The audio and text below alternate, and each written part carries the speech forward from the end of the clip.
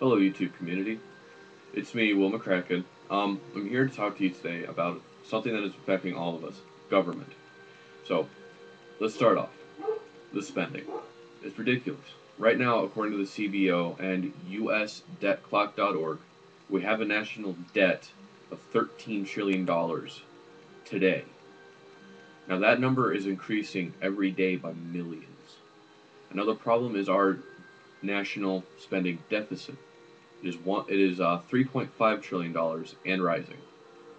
Now, that's a problem. Our government is spending money that honestly they don't have and that you and I don't have. So we need to do something about it. The average state debt is $1.1 trillion. That means that in your state, from wherever you're living, you have around $1.1 trillion hanging over your head. And that every citizen is responsible for a portion of that. Here in Illinois, every citizen is responsible for about $11,891 of that debt. Now, that's a lot. I honestly doubt many of our citizens here in Illinois, let alone in any other part of the country, have that kind of money to honestly be able to give to the state government so they can, get out of this debt. Another problem is our U.S. GDP debt ratio. Our public GDP debt ratio is 62%. That's not near as bad as our external GDP debt ratio of 94.4%. That means that 9.5 out of 10 things that come out of the United States is debt. We don't make things anymore, and we need to. Our unemployment, the official number, is 14,591,264 people, whereas the actual number is 25,325,330 people. That is a huge, huge difference. How do we fix that? Any ideas? If you have any ideas, post it as a video response. Don't do the stupid text things. Now another really main problem that we have right now is the size of our government. If you were to think of it in terms of size, like, meters or whatever, our government encompasses every part of your life, whether it be Medicare, Medicaid, whether it be unemployment benefits, whether it be wages, whether it be the national sales tax, which they've added a new one now. Obamacare is a big problem. How much did it cost, do you guys think? How much did it add to our national debt? I can tell you, nearly $1 trillion. If you watch the news at all, throughout any portion of the Obamacare thing, they will have told you, or they should have told you at least. I don't know if any of this left-wingers did, like CNN, NBC, Headline News. I know Fox definitely did. Told us how much it cost. With the doctor fix part of it, over $1 trillion. Without it, almost $1 trillion. We cannot have that gargantuan spending. Subsidies. We can't afford government subsidies. Every day, more and more businesses are going out of business, and the government is sweeping in and saying, "Oh, we'll take care of you, we'll take care of you." You can't have that. You can't. It takes away the actual free market aspect of our country. Which leads me to my next point. Government taking over industries. He took over the auto industry with Chrysler, with GM. He took over healthcare with Obamacare. He took over production with GE. We can't have that anymore. And now we have them saying, being the government, you cannot sell your products below this number. That takes away the free market aspect and turns us from a free market economy to an authoritarian economy. It's not good. If you look at the president's philosophy on these things, he said, "Oh, but it's for the greater good." No, it's not. No, it's not. If you were to think about it, what is good about you being able to sell your product at what they tell you rather than what you think you should be able to sell it at? You can't make money off that. You can't. If the government says you can only sell bazooka bubblegum at $5 a piece rather than 50 cents a piece, nobody's going to buy your product. For an example, this watch. I bought this watch for $10. A good watch. It's lasted me a few years, and let's say I need to get a new one. Well, Obama comes in and says, you can't buy a new watch unless you have this amount of money. That's not the way our country works.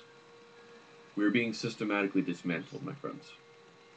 With every piece of legislation that comes through with the Obama administration and from the Bush administration that, lingers, for example, No Child Left Behind, Patriot Act, so on and so forth, it's taking away and chipping away at the mantle that we had when our founding fathers set us as where we were.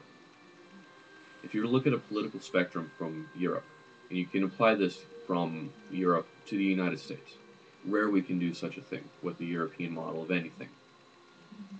The political ideology spectrum is right, left. It's different here in America. This is the Republicans, this is the Democrats, okay? Ordinarily, that's how we all think of this. This is anarchy, this is total government. We're moving from anarchy, which is good, to total government, which is bad. Our founders had us somewhere in between, generally around here, where there's just enough government to sustain us without turning into a monarchy. But we have so far past that point. There's no worry of us becoming a monarchy anymore. There's now a significant threat of us becoming a dictatorship. Look at this policy. Look at every piece of legislation to come out of Washington this year. Democrats pushed it through without any Republican support. That's not good. That's partisanship. And if you don't know what partisanship is, Google. Google is an amazing thing. That's where I find actually all my statistics from government websites as well, like CBO, Cato, and others. Now, to go back to unemployment, if you were to look at it, is back in the, there it is, 1913 to 1916. This is during World War I. It was low. Now, after our veterans came home, it went up a lot. It was in a near 15%. When Wilson did all of his damage and left office, Warren G. Harding came in. Now, we had, similar unemployment numbers like we have today. It's around 15%. Now, Warren G. Harding came in. And when he did, we were in economic turmoil. Woodrow Wilson had expanded the government far beyond its means, much like we're seeing today. And from the, FDR administration, still seeing some of that debt today. The Warren G. Harding administration's economic turmoil is known as the first Great Depression.